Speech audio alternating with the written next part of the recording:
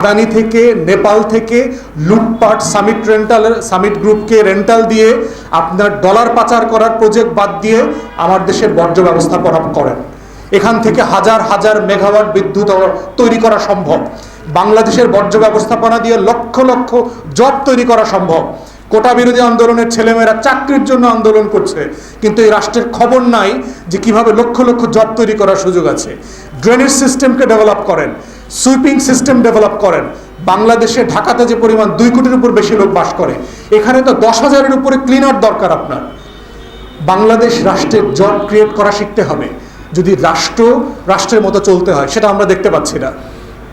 দ্বিতীয়ত হচ্ছে, বাংলাদেশে প্লাস্টিক ব্যান করা আইন আছে, বাংলাদেশ এনভায়রনমেন্ট কনজারভেশন অ্যাক্ট আছে, বেকা আছে, 1995-96 সালের আইন, যেটা 2002 সালে অ্যামেন্ড করে সেকশন 6A যোগ করা হয়েছে, যেটার মধ্য দিয়ে প্লাস্টিককে নিষিদ্ধ করা হয়েছে। তো সে আইনটা বাস্তবায়ন হচ্ছে না কেন? বিএনপির আমলে আইনটা করা হয়েছে, তাই আইনটা বাস্তবায়ন করছে না। না সরকার মহাশয় যারা আছে তারা প্লাস্টিক কোম্পানিগুলো থেকে ব্যাপক চাঁদাবাজি করতে পারেন বলে কোন কারণে প্লাস্টিক নিষিদ্ধ করছেন না? একটা প্লাস্টিক শত শত বছরে ধ্বংস হয় না। আপনি সেটা নদীর অথবা মাটির যত শত মিটার নিচে যাক না কেন, এই প্লাস্টিকটা কোনোদিন নষ্ট হবে না। কিন্তু আমার দেশের যে থ্রাইভিং জুট ইন্ডাস্ট্রি ছিল, পাটকল ছিল, সেগুলো বিক্রি করে দিচ্ছেন, বন্ধ করে দিচ্ছেন, ফ্র্যাঞ্চাইজ করে দিচ্ছেন, মেশিনারি লুটপাটের ব্যবস্থা করে দিচ্ছেন।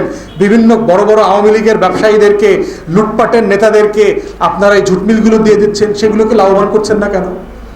জুট সারা দুনিয়াতে একটা প্রফিটেবল বিজনেস, তাহলে আমার ঝুট কলগুলো কেন ফাংশন করছে না? 20 কোটি মানুষের দেশে তো আমার নিজেরই কোটি কোটি ব্যাগ দরকার প্রত্যেক দিন।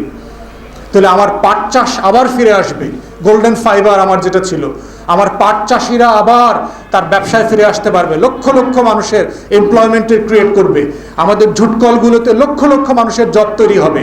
তাহলে এই প্রসেসের মধ্যে না গিয়ে পরিবেশ ধ্বংস করে, দেশের টাকা নষ্ট করে, অপচয় করে, রাষ্ট্রের ক্ষতি হয়, শহরে জলাবদ্ধতা তৈরি হয়, সেই প্লাস্টিকগুলোকে পলিউশন থেকে আমরা কেন দূরে নিয়ে আসতেছি না?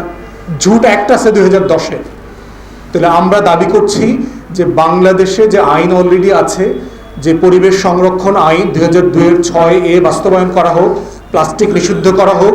ঝুট আইন যেটা আছে 2010-এর, ঝুট ব্যাগকে মানে প্রফেশনালি প্রডিউস করা হোক, প্রফিটেবল করা হোক, এবং আমাদের দেশে এটা এনাফ মার্কেটিং করা দরকার।